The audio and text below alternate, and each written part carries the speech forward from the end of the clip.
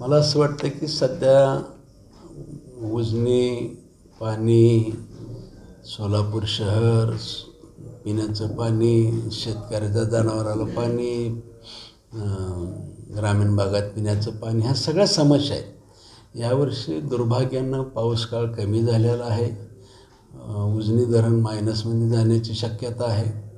आजही पाणी चालू असताना, आम्ही शेवटला असताना, दक्षिण आणि अक्कलकोट हा उजनी धरणापासून शेवट असतानासुद्धा अजूनही आपल्याला पाणी मिळत नाही. मी सातत्यानं आग्रह करतो आहे की ह्यांनासुद्धा पाणी मिळालं पाहिजे. याचबरोबर ज्यांनी अतिरिक्त पाणी वापरत आहेत त्यांना माझं या निमित्ताने विनंती आहे, अतिरिक्त पाणी न वापरता आहे ते पाणी वापरावं. भविष्यकाळामध्ये पाण्याचा वापर हा अत्यंत काटकसरीनं करावा.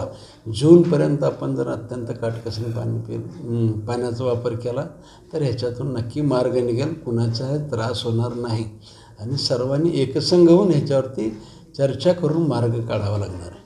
बापू उपमुख्यमंत्री होते विजयसिंह मोहिते पाटील, अशीच परिस्थिती होती, पण त्या काळातही त्यांनी 10 TMC पाणी शेतीसाठी सोडलं होतं. अशा प्रकारचं काय नियोजन आहे का? आणि पुण्यातले जे काही धरणं आहेत त्यातून पाण्याची काय मागणी होणार आहे का?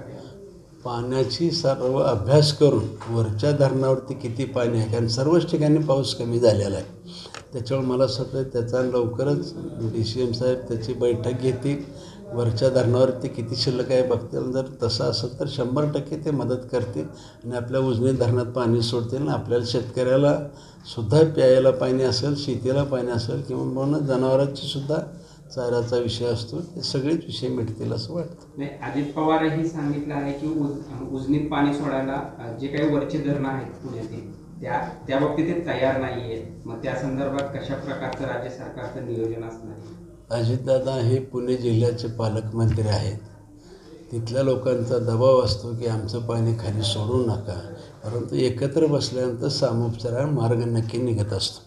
बापू, गाव चलो अभियान राबवत आहे, भाजपकडून जोरदार तयारी सुरू आहे, मात्र भाजपचा लोकसभेचा उमेदवार अजून ठरत नाही आहे. त्या संदर्भात काय चर्चा वरिष्ठ पातळीवर काय?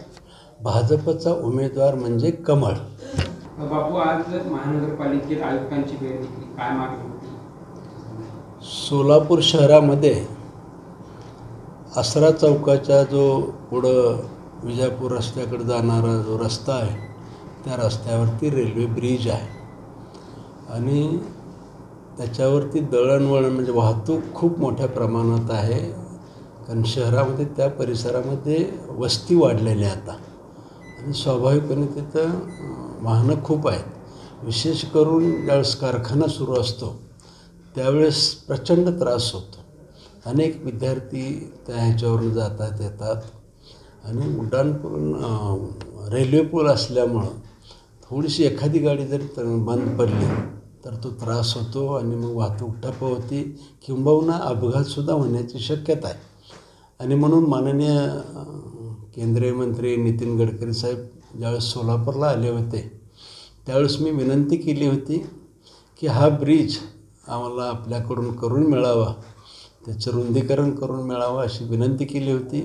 वास्तविक त्यांच्या विभागाचा हा विषय नसतानासुद्धा माननीय गडकरी साहेबांनी तो रेल्वे ब्रिज रुंदीकरण करण्याचं मान्य केलं, त्याला मान्यता दिलेली आहे. त्याच्या निविदासुद्धा जवळपास 3.5-4 महिन्यापूर्वी निविदाचा आदेशसुद्धा दिलेला आहे, ठेकेदार ठरलेला आहे.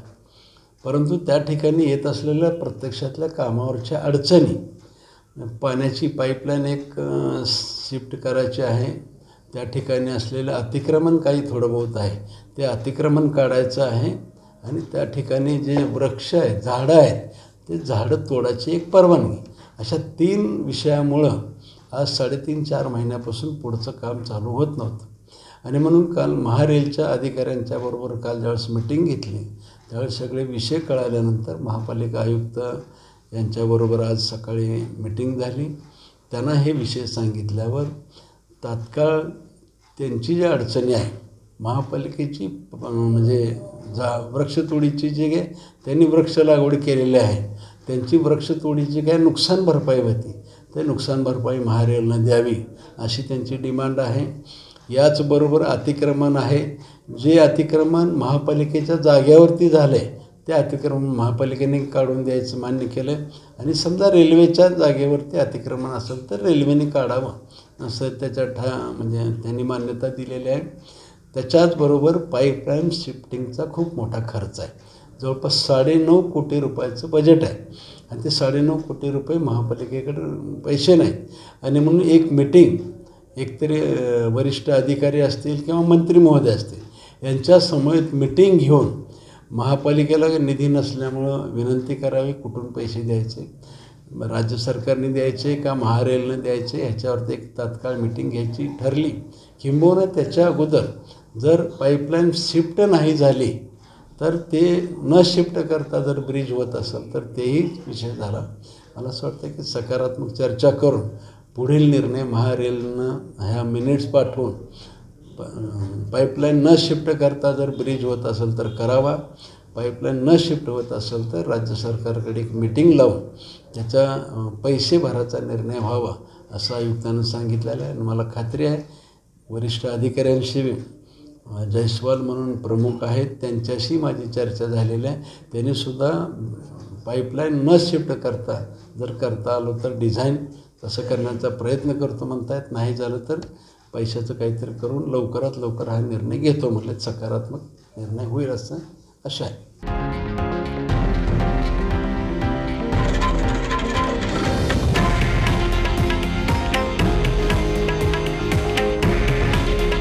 हे आहे देशातील नंबर 1 न्यूज नेटवर्क आणि आपण पाहत आहात TV9 मराठी.